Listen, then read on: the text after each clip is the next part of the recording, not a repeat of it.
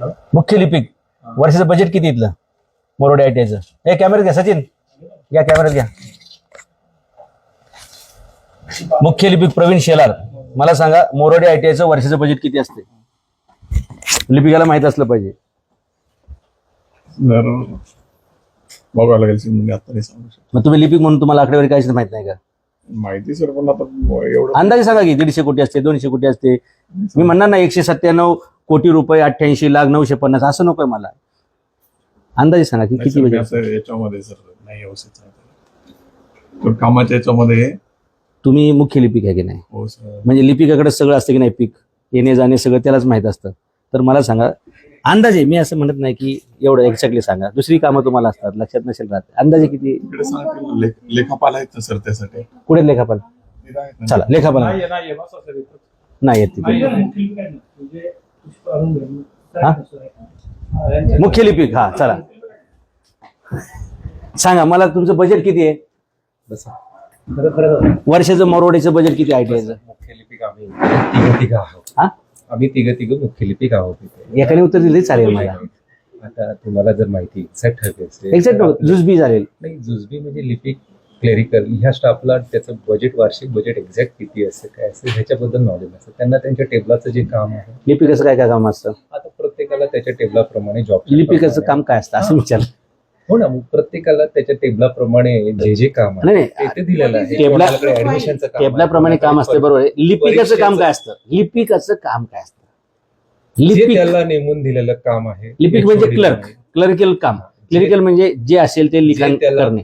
HOD नेमून दिलेलं आहे जॉब चार्ट प्रमाणे, ते त्याला काम या करावं. लिपिकांचं, इथल्या लिपिकांचं काम काय असतं? हा, आता ही ते परीक्षा विषयक काम चालतं, बरोबर आहे. ऍडमिशन विषयक काम चालतं, धोरणात्मक कामं चालतात इथे. किती मुलं असतात आपल्याकडे? policy चालतात. किती मुलं असतात वर्षाला?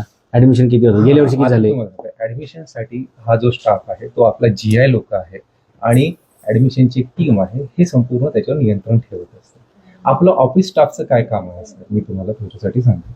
ऑफिस स्टाफचं काय काम आहे की इथल्या लोकांचे पगार वगैरे काढणं, रजा खतवणं. ओके, किती लोक आहेत तिथं कामाला? पगार काढता ना तुम्ही? किती लोक आहेत? पगारला आपल्या आस्थापनेला आहे मॅडम वाडीकर मॅडम. हा, किती कामाला लोक इथं या आहेत? ना आपल्या. इथं एकूण लोक कामाला किती, विद्यार्थी किती, आणि वर्षाला आपलं बजेट किती, खर्च किती होतो मॅडम वाडेकर मॅडम? इथं शिक्षक किती, म्हणजे स्टाफ, टीचिंग नॉन टीचिंग सगळे कसे किती आहेत? आपल्याकडे 5 गट निदेशक आहेत आणि 21 निदेशक आहेत. एक भांडारपाल, एक सहाय्यक भांडारपाल, एक लेखापाल आणि 3 लिपिक, 6 लिपिक आणि 6 शिक्षक, असं स्टाफ आहे. एकूण किती झाले? 46 लोकांचा स्टाफ इथं आहे. विद्यार्थी किती सर? 800, 400, 500? विद्यार्थ्यांची संख्या विजय, आता ह्यावेळेस प्रवेशाचं अजून आता काम प्रवेश चालू आहे. प्रक्रिया चालू आहे. गेल्या वर्षी किती होते? सध्या प्रवेश प्रक्रिया. बरं, गेल्या वर्षी किती होते? गेल्या वर्षी किती होते शिकून बाहेर पडले? विजय, आपला तो फाईल कार्ड एक्झॅक्ट आकडा सांग सरांना. 444. आणि म्हणजे जवळपास विद्यार्थी एवढे तिथे 10% स्टाफ असे इकडे. हा, टीचिंग नॉन टीचिंग म्हणून म्हणताय तुम्ही? हा, 10% स्टाफ असेल जवळपास.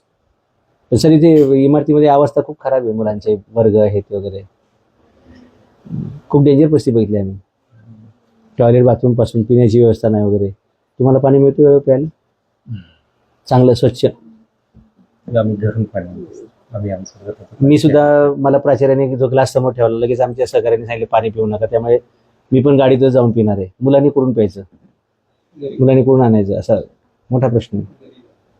तर मी महापौरांचा दौरा लवकरच नियोजित करू. गेल्या वर्षी सोय केली होती. गेल्या इथे खाली बघा फिल्टर वगैरे लावले जातात. त्यातले 2 बंद आहेत, एक खराब आहे.